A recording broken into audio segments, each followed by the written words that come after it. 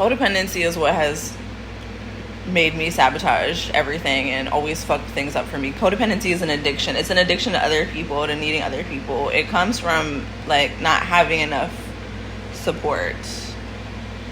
And so you cling to it when you get it. And you squeeze the life out of it.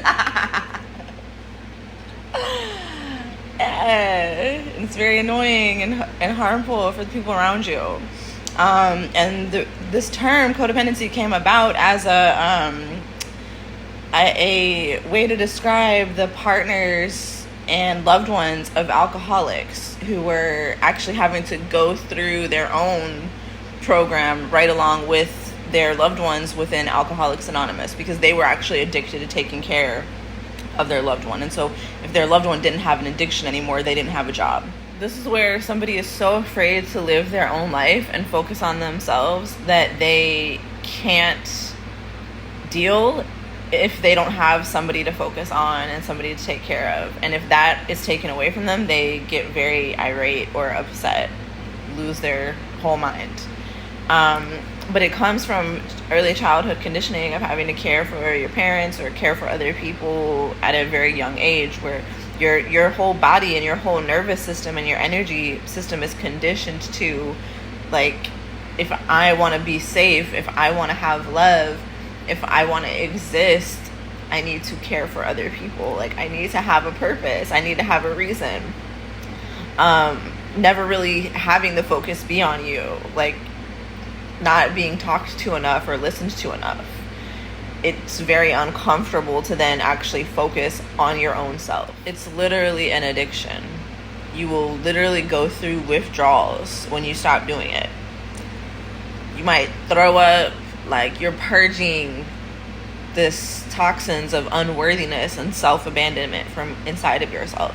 It's actually more uncomfortable for people that are codependent to be selfish and to focus on themselves than it is to give everything that they have and focus on everybody else. But that's not loving, because it's coming from a deficit. It's coming from, like, I need something. Like, I need you to love me, so I will do whatever you want me to do. And that makes love impossible because you're not there. You're abandoned yourself, so you can't be loved. And the love that you're giving isn't love either. It's whatever you have to give to get your fix and get your addiction needs met. For me, it's one of the hardest things that I've ever done in my life, and that's saying a lot for me, to stop being codependent, to stop putting all the focus on other people, to just start focusing on myself, to not saying yes to everything, not just doing things because I know that's what other people want me to do. Like, sourcing safety within my own sense of self, my own body, so that I just make my choices. And it will seem for a lot of people like that's obvious, or, you know, you don't seem that way or whatever, but these are things that happen in intimate relationships. Everybody is not the same person in public that they are in private. So merging those two faces gives you a lot of strength and personal power, and it makes it possible to, like, show up and live your life no matter where you are, no matter who you're with. Codependency doesn't just show up in intimate relationships. It shows up in all your relationships, in business, in friendship, in family relationships, in any type of dynamics that you're involved in. If you're struggling with codependency or you're dealing with codependency, it will show up there. So it will look like abandoning your needs to meet the needs of your partner, not being able to speak up for your needs because you don't want to push somebody away, because you don't want to be abandoned. So you try to control the situation so that you won't be abandoned. Even playing out within business relationships of, feeling rejected if you don't get this certain response that you want to get from a client, or feeling abandoned if your client, like, chooses to work with somebody else instead of you. Oh my God, don't say it.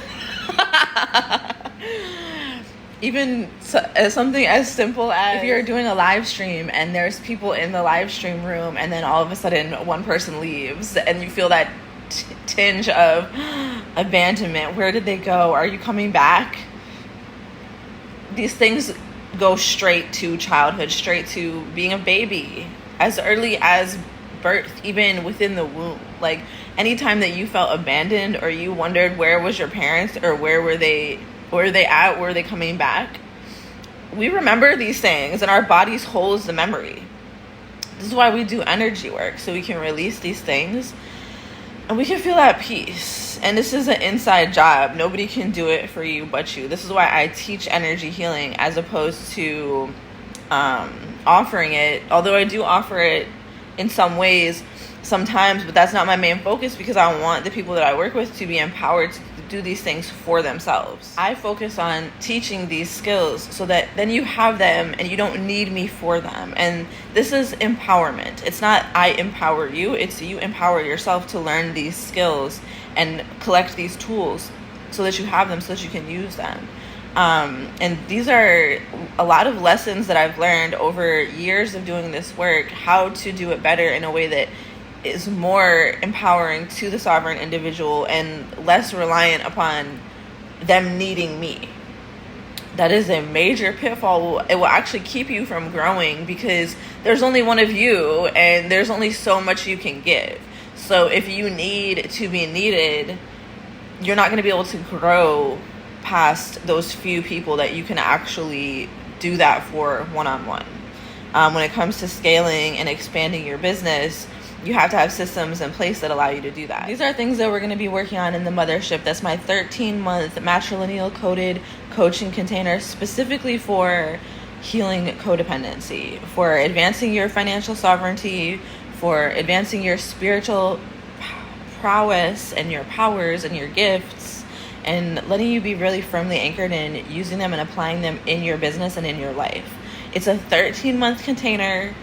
And it's a commitment for 13 months, because the point is to get these results, you have to commit to them. It's not going to be a thing that just happens over 1 month or one session. It has to be continuous effort. And this is the type of work that I'm doing now. I'm moving more into, I started off doing one-on-one sessions one time. That's fine. You can get a lot out of that. But the real work, it takes a lot of time. It takes a lot of consistency, and it takes a lot of commitment. I had originally said that this was going to be a container that you could join after 6 months or drop off after 6 months, and I changed my mind, because no, you have to commit to it. And that was my codependency and my fear of abandonment, of like, okay, I don't want to make it too hard for you guys, but no, actually, like, there's certain things that you have to commit to and you have to be real about, and I'm not going to give my energy in exchange for you to just be wishy-washy and half-assed with it.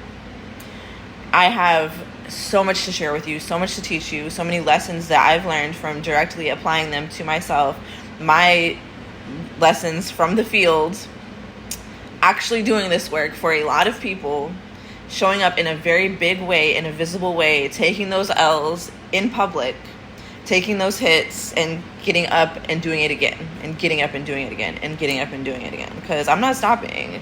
I have a calling and I have a purpose.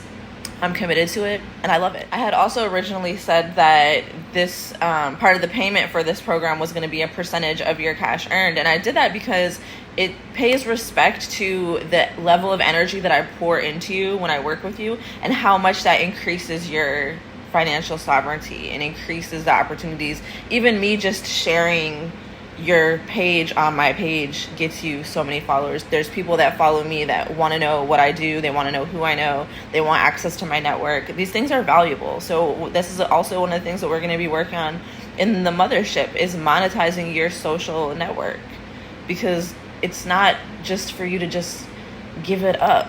Like, your connections are worth something. So many people struggle with wanting to be liked. I know I did. So I went out of my way so much for so many people for so many years, not knowing that it was because I wanted to be liked by them. I didn't realize I was giving and giving and giving so much because I felt at a deficit and a lack within myself. I didn't feel good enough. I felt like I had to earn everything that I got. And it's a difference between being willing to put in that work and working hard, and just feeling like you're just fundamentally not good enough. Because if you don't feel like you're good enough, no matter how much work you put in, no matter how hard you work, no matter what you do for other people, you won't really be able to feel the love. And a lot of times they won't realize it either, because they'll just take it for granted and they'll think, oh, that's just what this person does, or they'll feel entitled to that. So it's important to actually set up those parameters and those boundaries for yourself so that you don't end up depleted. Because that's what happened to me. I ended up depleted. I was so burnt out. It was really hard for me to continue my work. I've had to do this so many times, recover from burnout, pick up the pieces, create something new that actually serves. I've actually let people watch me struggle. And most people won't do that. And some people will be like, oh, you just want the attention. Well, so I want attention. I like attention.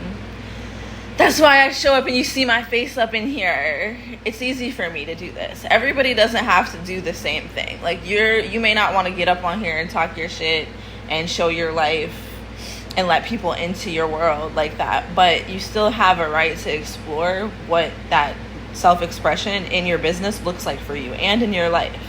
It spreads out into all areas. So as I was saying before, like I was originally going to ask for a percentage for this program. I decided not to because I kind of just want to start this first year, see how it goes, provide accessible options for you guys so that we can get more of you in here to help you develop your wealth. I've worked with hundreds of you guys over the years. I've influenced thousands of you. I can see my impact on the culture. It's undeniable to me. And all my obstacles that I've had to showing up have really just, in my mind, like they've just been excuses for when it felt like it was too hard. So self-sabotaging comes from feeling like it's too hard. Like one of the big ways that a lot of people, especially women in our community, self-sabotage is through getting into bad relationships. Also overgiving to a bad relationship. It will age you. It will make you look old. It will take away your life force energy. It might leave you with some demon spawn. No offense, you guys. No offense to you and your kids, you guys. I'm just playing. But like, there's things that you can do to protect yourself from these experiences preemptively.